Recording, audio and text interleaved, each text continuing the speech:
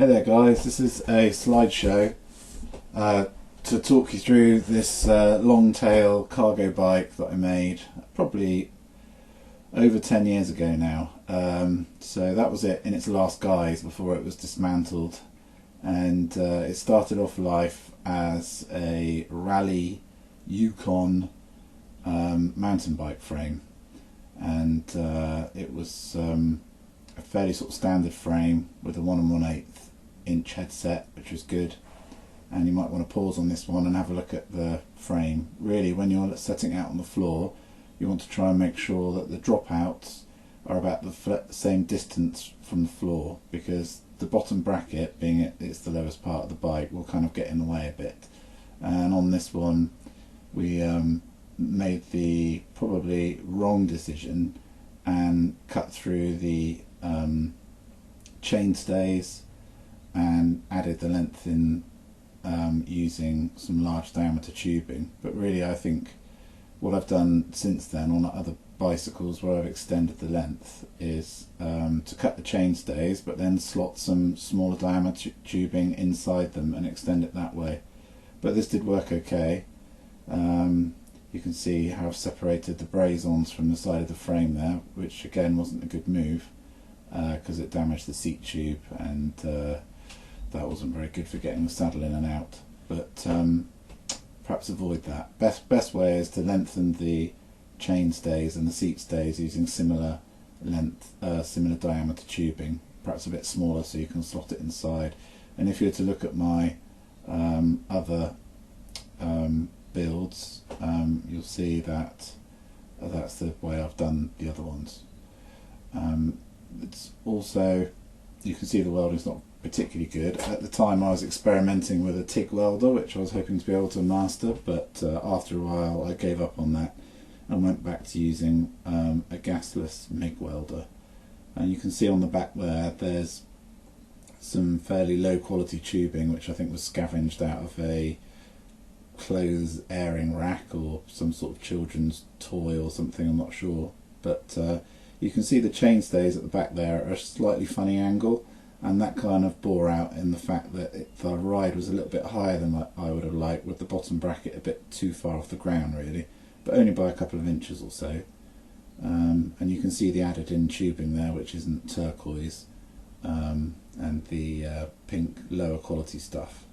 But this is still, after 10 years, a functional frame if you choose to use it. So don't be too dissuaded about using funny tubing that might be lying around. And there you can see it where it's painted up with a bit of just normal metal paint. This is like an agricultural paint which you can get. And this was the initial build up that I did with some bits that I had hanging around. You need probably a pretty sensible wheel set really, being you're going to have a lot of weight on it.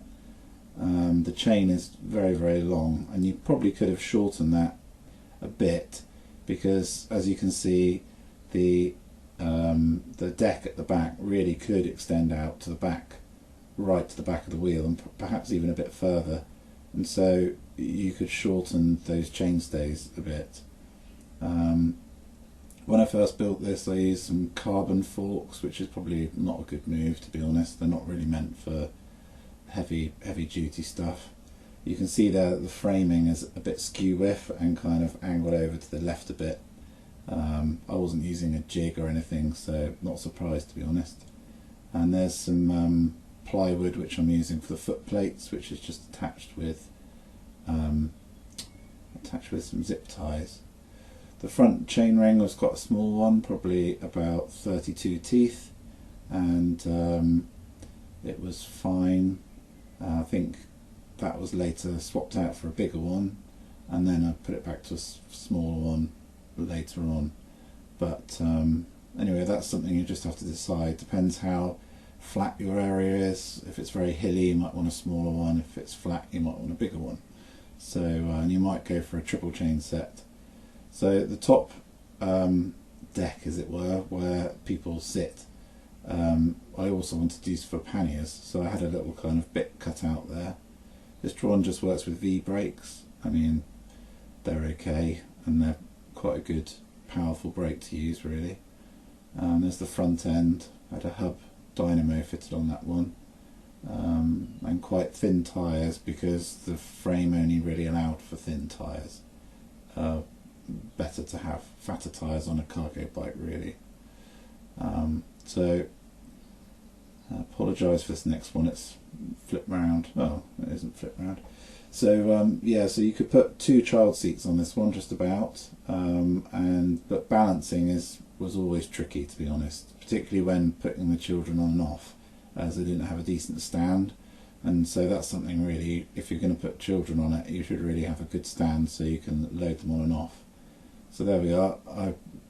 Just as well I've got that smiley face over my head, otherwise I think I'll be looking pretty tired there, because it was hard work pedalling heavy loads around. But what the bike is quite good for is transporting kind of long bulky things, like I've got some 4x2s strapped on the side here, and that is quite good for that. But you can see that I've upgraded to a triple chain set in that picture, so it had a lot of different amendments going on over the years while it was being ridden. But I wouldn't say it was a particularly useful bike in the long run. It didn't get too much use, but it was good fun and I enjoyed making it. And this is a few pictures of it now, just before I took it apart to get the parts to build a mountain bike.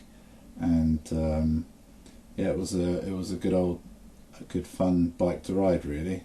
And if you wanted to have a go making one, then I'd thoroughly recommend it. It's a good challenging project, lots to think about, and if you've got a welder and the ability to cut metal, you should be able to make one. Thanks very much, bye.